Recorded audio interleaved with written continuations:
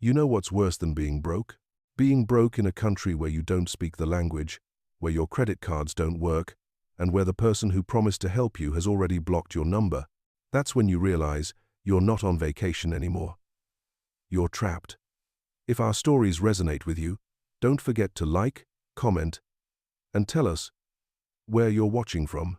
I wake up in a budget hotel off Sukhumvit Road with $17 in my wallet and a return flight that doesn't exist anymore. The room smells like old carpet and mosquito spray, that cheap chemical scent that never really masks anything, just adds another layer of wrong to the air.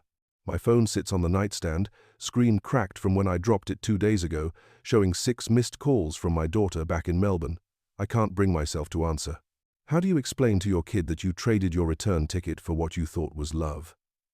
How do you tell her that her 58-year-old father was stupid enough to believe that a woman 30 years younger actually wanted him for anything other than his pension and his passport? I met Lawan 3 months ago through a travel forum, one of those expat groups where people share tips about visas and cheap apartments and where to find decent fish and chips in Southeast Asia.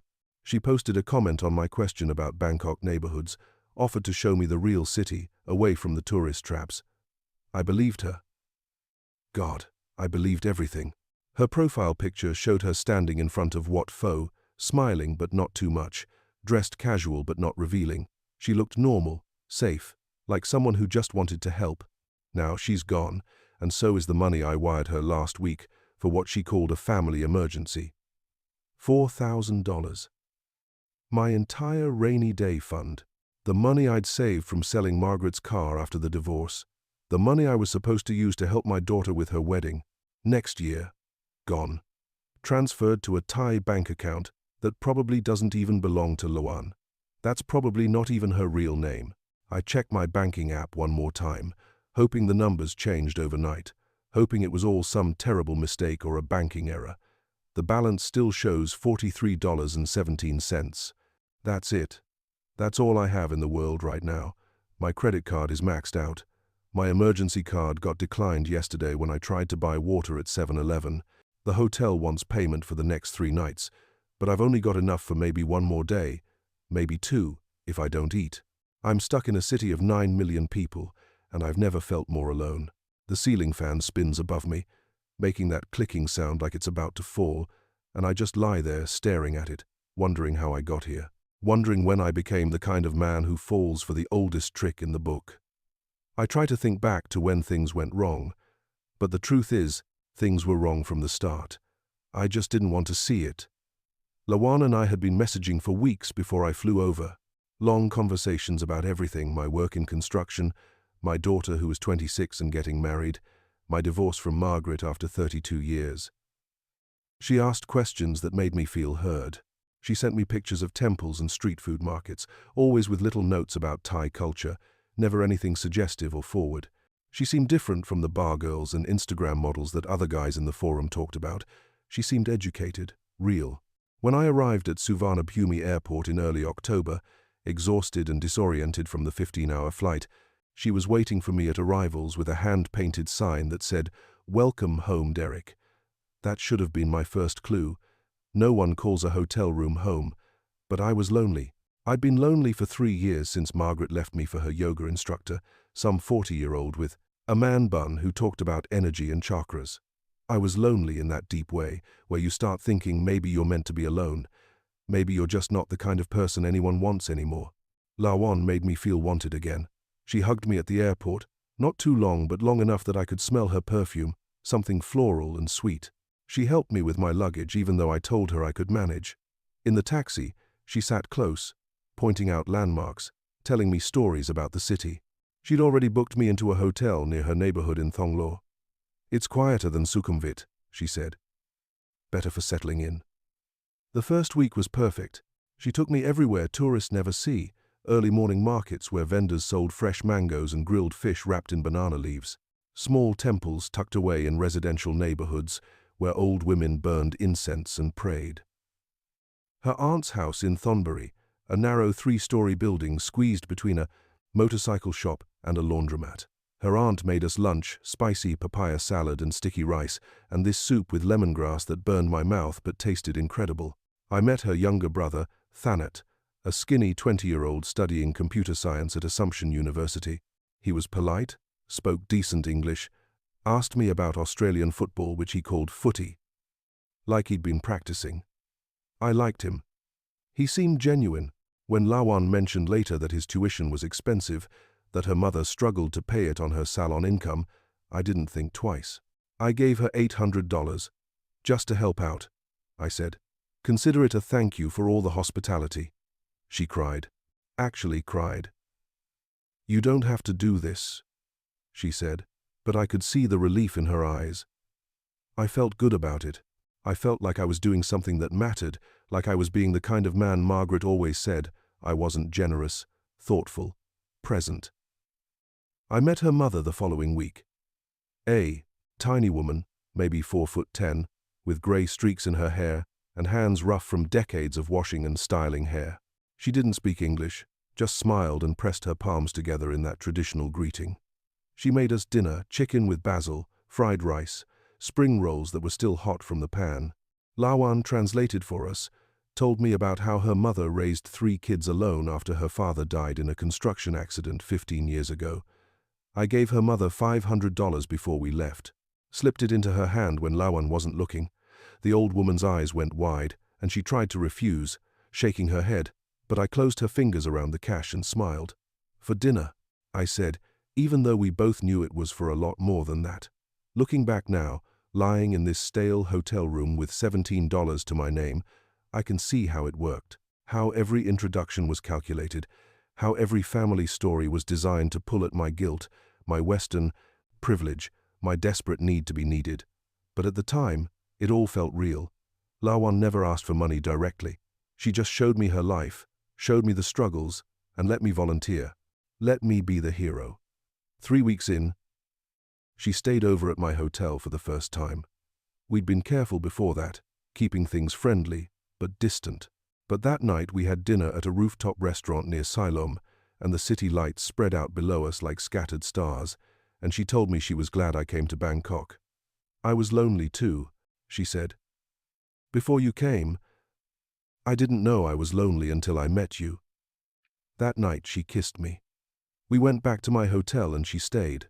In the morning, I woke up to her making coffee using the little kettle in the room, wearing one of my shirts, looking comfortable and at home in a way that made my chest ache. I thought, this is it. This is what starting over looks like. This is what happiness feels like after years of going through the motions. By week 4, we were talking about the future. She asked if I'd ever thought about staying in Thailand longer, maybe applying for a retirement visa. You could live here on your pension, she said.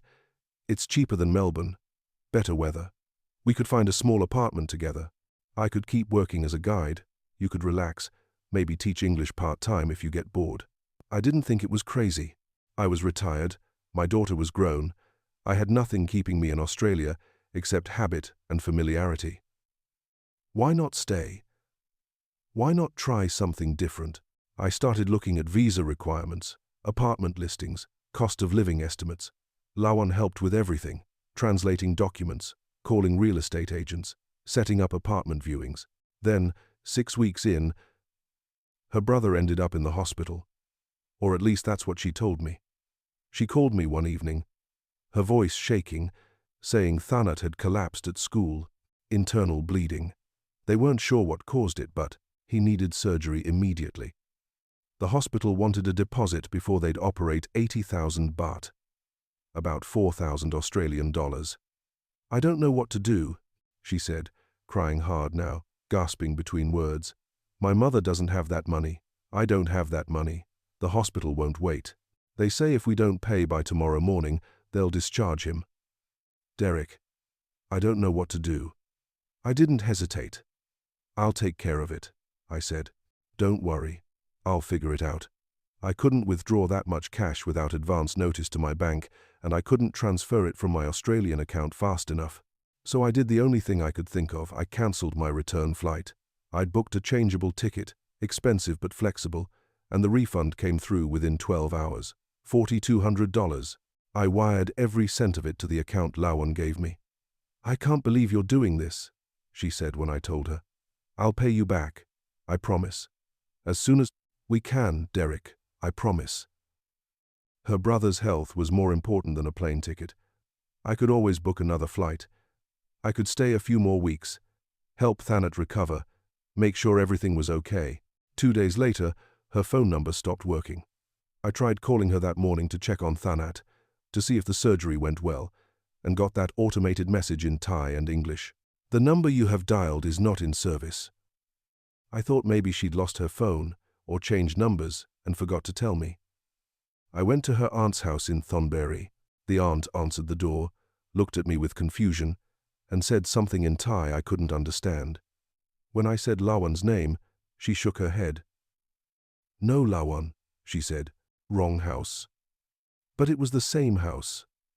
The same narrow building between the motorcycle shop and the laundromat. I'd been there 3 times. We'd eaten lunch in that same room. I tried her mother's salon next. Drove there in a taxi, my hands shaking, my mind racing through explanations that didn't involve what I already knew deep down. The salon was closed. A "for rent" sign hung in the window. The woman at the noodle shop next door told me the salon shut down 2 months ago. The owner moved, she said. I don't know where. That's when I knew, really knew. Not just suspected or worried, but knew with absolute certainty that I'd been scammed, played, used. That everything, the family, the brother, the plans, maybe even the aunt's house, was a lie. A performance designed to drain me dry. I sit on the edge of the bed now and try to make a plan, but my brain won't cooperate. The panic is too loud. It fills my head like static, making it impossible to think past the immediate problem. I have no money, no ticket, and no one to call who can help me without judging me, without making me feel even more pathetic than I already do. My credit card got declined yesterday when I tried to buy water at 7-Eleven. Just a bottle of water, 20 baht, less than $1. The machine beeped red and the cashier looked at me with that expression, not pity exactly, but something close. Recognition maybe. Like she'd seen this story before. I called my bank from the street, standing in the heat, sweat running down my back, and the automated system told me I'd hit my limit. $5,000 limit, maxed out completely. I don't even remember spending that much, but then I think about all the dinners at nice restaurants because I wanted to impress Lawan. The weekend trip to Pattaya, where we stayed at a beach resort, and I paid for everything: the room, the meals, the jet ski rental, the floating market tour. The gold bracelet I bought her at the night market, delicate and beautiful, because she stopped to admire it and I wanted to see her smile. I thought I was being generous. I thought I was building something real with someone who cared about me. Now I realize I was just being stupid. A stupid, lonely old man who was so desperate for attention that he couldn't see the con happening right in front of him. I pull out my phone and scroll through our old WhatsApp messages, looking for clues I missed, red flags I ignored. The messages are all still there, hundreds of them, going back 3 months. Sweet messages. Good morning, thinking of you. I made som tam today and wished you were here to try it. My mother asked about you again. She really likes you. Every one of them a lie. Every single one. She'd been distant the last few days before she disappeared. I noticed it but told myself she was stressed about her brother. Her responses got shorter. Her usual paragraphs became single sentences. She stopped sending photos. When I asked if everything was okay, she said, "Yes, just tired. Don't worry. Don't worry." What a joke. I try calling her one more time, even though I know it won't work, even though I know I'm just torturing myself. The automated voice tells me the number is no longer in service. I want to throw the phone across the room, watch it shatter against the wall, but I can't afford to break it. It's the only thing I have left that still works. It's my only connection to the outside world. I leave the hotel because I can't stand sitting in that room anymore, staring at the cracked ceiling, suffocating in my own failure. The heat hits me the second I step outside, thick, wet, suffocating. Bangkok in November is supposed to be cooler, the tail end of rainy season, but it still feels like walking into a sauna. I start walking with no destination in mind, just moving because it feels better than staying still. The streets are crowded with motorcycles and tuk-tuks and pedestrians, weaving between vendors selling grilled meat, skewers and fried insects and knockoff designer bags. Everyone has somewhere to go, something to do, someone waiting for them. Everyone, except me. Bangkok is loud and chaotic, and for the first time, I notice how expensive everything is when you're counting baht. A bottle of water costs 15 baht. A meal at a street stall costs 60. My hotel room costs 600 a night, and I've only got enough for maybe 2 more days. After that, I don't know what happens. After that, I'm on the street. I pass street vendors calling out prices I can't understand, massage parlors with girls sitting outside on plastic chairs scrolling through their phones, tourists taking selfies in front of golden temples with their arms around each other, smiling like they don't have a care in the world. Everyone looks like they belong here except me. I feel like a ghost drifting through the city, invisible and irrelevant. I think about going to the Australian embassy, but I don't know what they'd even do. Give me a loan? A free ticket home? I doubt it. I'm not a victim of a crime, not officially. I wasn't robbed. I wasn't assaulted. I just made bad decisions. I just trusted the wrong person. That's not something embassies fix. I stop at a 7-Eleven and buy the cheapest thing I can find, a small carton of milk and a pack of crackers. 40 baht total. I count the coins twice before handing them to the cashier.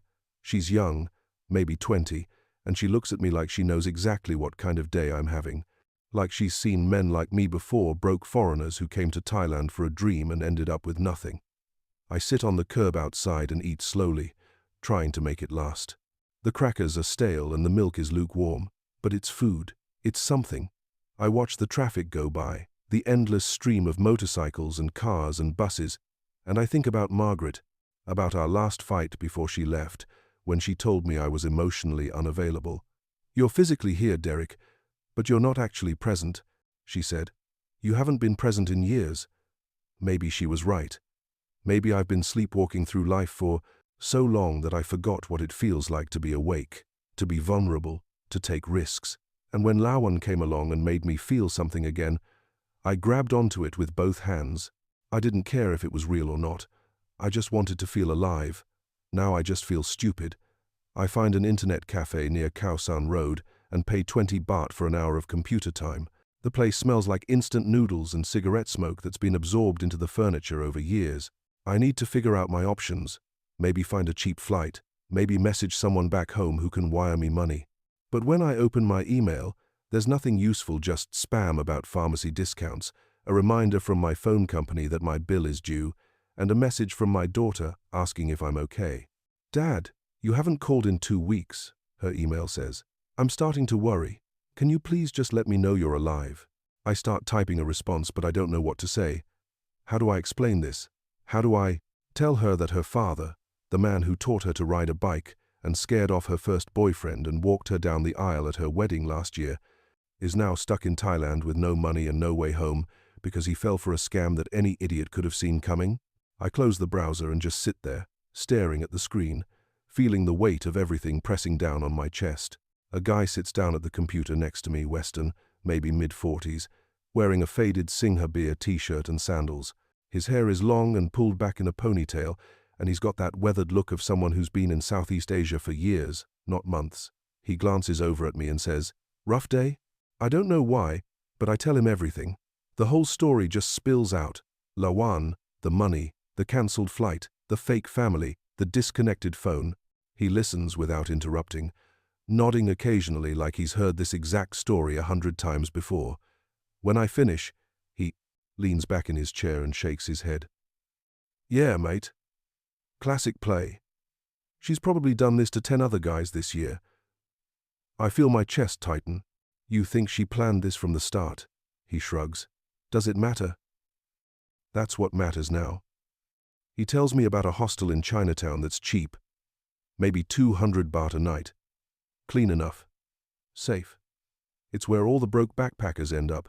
He says, "You won't be the oldest guy there, but you'll be close."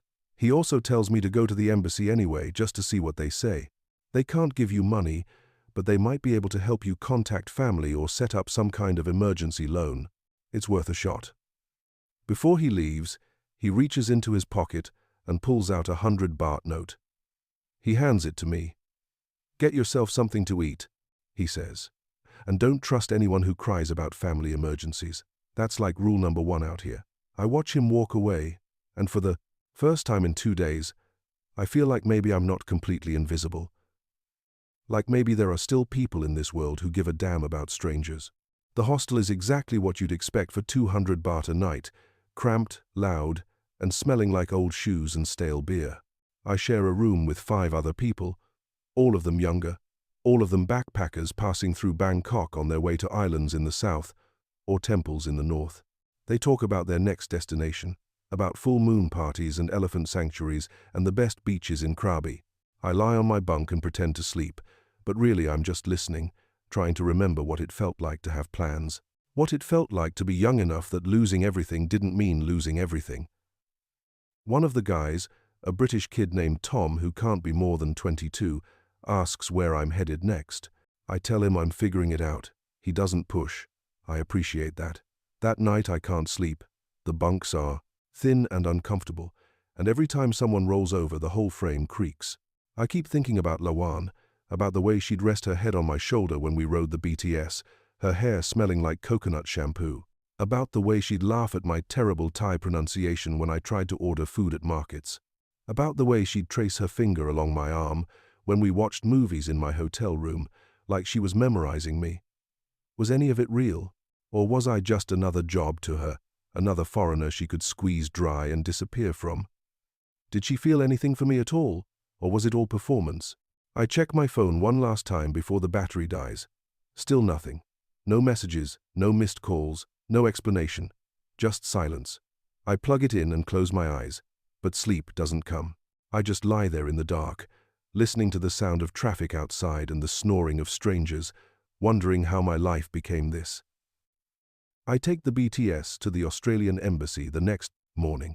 It's in a tall glass building in the business district, all clean lines and security guards and air conditioning, so cold I can feel it from the street.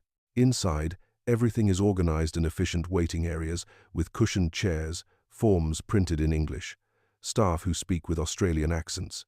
It feels like stepping back into my old world for a moment, the world where things made sense. I wait in line behind a couple trying to renew their passports. When it's my turn, I explain my situation to a woman behind the desk. She's maybe 50, professional, with glasses and a sympathetic but practiced expression. She listens politely, typing notes into her computer as I talk. When I finish, she says, "I'm very sorry this happened to you, Mr. Matthews. Unfortunately, this is more common than you might think. We can't provide you with funds directly, but we can help you contact family members in Australia or arrange an emergency loan through the government. You'd need to repay it, of course, with interest, but it would get you home." I nod. Even though I don't know how I'd repay anything right now. My pension barely covers my rent and bills back in Melbourne. Adding a government loan on top of that would break me. She hands me a pamphlet about financial assistance for Australian citizens abroad and a list of local resources, cheap accommodations, job boards, community centres that help foreigners in crisis. "A lot of people come through here in similar situations," she says. "You're not the first, and you won't be the last." I don't know if that's supposed to make me feel better, but it doesn't. It just makes me feel like another number, another cautionary tale, another stupid old man who should have known better. I leave the embassy with the pamphlet in my hand, and no real plan. I think about calling my daughter, but I can't. Not yet. Not until I have something figured out. Not until I can tell her I'm coming home instead of asking her to bail me out. I spend the afternoon walking aimlessly, ending up near Lumpini Park. I sit on a bench under a tree and watch people jog along the paths, practice Tai Chi on the grass, feed the monitor lizards that live in the pond. It's peaceful here, almost enough to make me forget everything. Almost.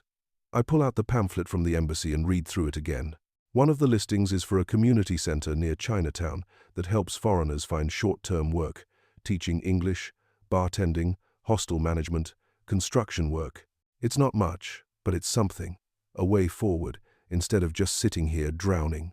I think about my life back in Melbourne, the empty apartment I've lived in for 3 years since the divorce, the construction sites I worked on for 30 years, building other people's homes while my own fell apart. The weekends spent alone watching football on TV, drinking beer I didn't really want, wondering if this was all there was left. Maybe being stuck here isn't the worst thing that could have happened. Maybe this is a chance to start over, to figure out who I am without Margaret, without Lawan, without anyone telling me what I should be doing or who I should be. I don't know if I believe that yet, but I want to. I stand up and start walking back toward Chinatown. I've got 2 days left at the hostel, and then I need to make a choice: go home broke and defeated, or stay here and try to build something new. Try to prove to myself that I'm more than just the sum of my mistakes. The community center is a small building tucked between a pharmacy and a noodle shop. Inside, it's crowded with foreigners, backpackers looking for work, English teachers needing visa help, retirees asking about healthcare options. A Thai woman named Pensri runs the place. She's maybe 60, with short grey hair and reading glasses on a chain around her neck. When I explain my situation, she doesn't judge. She just nods and pulls out a binder full of job listings. "You have experience in construction?" she asks. 30 years, I say. "That's good. There's always work. Maybe not legal work on a tourist visa, but work." She flips through pages. "There's a bar owner I know, Australian guy, needs help during weeknight shifts. Kitchen work, cleaning, bouncing when tourists get drunk, cash payment, no questions, 500 baht per night plus tips." 500 baht is about 25 Australian dollars. It's nothing. But it's also enough to keep me at the hostel and maybe save a little each week. "I'll take it," I say. She makes a call, speaks in Thai for a few minutes, then hangs up and writes down an address. "Go tonight at 6. Ask for Kunda. Tell her Pensri sent you." The bar is called the Lucky Farang, and it's exactly what it sounds like: a dive bar for expats and tourists in a side street near Khao San Road. The inside is dark even in the afternoon, with Christmas lights strung across the ceiling year-round and a pool table that's missing the 8-ball. Kanda is Thai-Australian, maybe 45, with tattoos running down both arms, and a voice rough from years of cigarettes. "You're the guy Pensri sent?" she asks. "That's me." She looks me up and down. "You seem too old for this shit. But whatever. I need someone tonight." Weeknight crowd isn't bad. Mostly regulars, but sometimes tourists get stupid drunk. "Think you can handle that?" "I spent 30 years dealing with drunk construction workers," I say. "I can handle drunk tourists." She laughs. "All right, you're hired. 6 to 2. 500 baht plus tips. You eat whatever's left in the kitchen at the end of the night. Deal?" Deal. The first night is exhausting. My feet ache from standing for 8 hours. My back hurts from bending over tables, wiping up spilled beer and dropped food. I smell like fried rice and whiskey and cigarette smoke. But when Kanda hands me my 500 baht at the end of the shift, plus another 200 in tips, I feel something I haven't felt in weeks: useful. A German couple gave me 50 baht for helping them figure out the BTS route back to their hotel. An American guy gave me 100 for kicking out his drunk friend who was getting too aggressive with one of the bartenders. The work is simple and mindless, and exactly what I need right now. I walk back to the hostel slowly, letting the night air cool me down. Bangkok looks different at 2 in the morning, quieter, softer, almost beautiful. The streets are empty except for stray dogs and the occasional motorcycle taxi driver looking for one last fare. The neon signs are still lit but dimmer now, less aggressive. I think about Lawan one last time before I fall asleep. I don't hate her anymore. I'm too tired for hate. I just feel sad for both of us, for the lies she had to tell to survive, and for the loneliness that made me believe them. Maybe she needed the money. Maybe she has a real family somewhere who needed help. Maybe she felt guilty about it. Or maybe she didn't think about me at all once the money cleared. It doesn't matter anymore. What's done is done. 3 weeks pass like this. I work 6 nights a week at the bar, save as much as I can, eat the leftover kitchen food. During the day, I sleep at the hostel or walk around the city, learning the neighborhoods, figuring out where things are cheap. I learn which 7-Elevens have the best deals on instant noodles, which street vendors give bigger portions, which temples are free to enter and have clean bathrooms. Tom, the British kid from the hostel, gets me a phone card so I can make international calls. I finally work up the courage to call my daughter. She answers on the second ring. "Dad, oh my God, Dad, are you okay? I've been calling for weeks." Her voice cracks and I can tell she's crying. It breaks something inside me. "I'm okay. I say, I'm sorry I disappeared. Something happened and I needed time to figure it out. What happened? Are you hurt? Are you in trouble? No, nothing like that. I made some bad decisions and I'm dealing with the consequences. What kind of bad decisions? Her voice shifts from relief to worry. Dad, what's going on? So I tell her. Everything. About Lawan. About the money. About being stuck in Bangkok with nothing. About working at a bar to survive. She listens without interrupting, and when I finish there's a long silence. I can wire you money, she finally says, for a ticket home. Let me talk to Josh. We can figure it out. No, I say. I appreciate it, sweetheart, but no. I need to do this myself. Dad, I need to do this myself. I repeat. I got myself into this mess. I need to get myself out. She's quiet again. Then she says, Okay, but please call me every week so I know you're alive. Please. I will. I promise. After we hang up, I sit in the hostel common area and write her an email. I tell her everything I didn't say on the phone about how lonely I've been since her mother left, about how desperate I was to feel wanted again, about how easy it was to believe in something that was never real. I tell her I'm sorry for disappearing, for making her worry, for being the kind of father who makes stupid decisions and doesn't tell anyone until it's too late. But I also tell her something I didn't expect to say. I'm not ready to come home yet. Not because I'm running away, but because for the first time in years, I feel like I'm moving toward something instead of just away from everything. I don't know what that something is yet. Maybe it's just survival. Maybe it's learning to be okay with being alone. Maybe it's proving to myself that I can still build a life from nothing, that I'm not too old or too broken to start again. I hit send and close the laptop. Outside, the city hums with its usual chaos: motorcycles weaving through traffic, street vendors calling out prices, distant music from bars and clubs. I step out onto the street and let it all wash over me. The heat, the noise, the smell of grilled meat and gasoline and jasmine flowers. I'm still stuck in Bangkok. I've got maybe 2,000 baht saved up. Not even enough for a cheap flight. I'm living in a hostel dorm with backpackers half my age. I'm working a dead-end bar job for cash under the table. But somehow, I don't feel trapped anymore.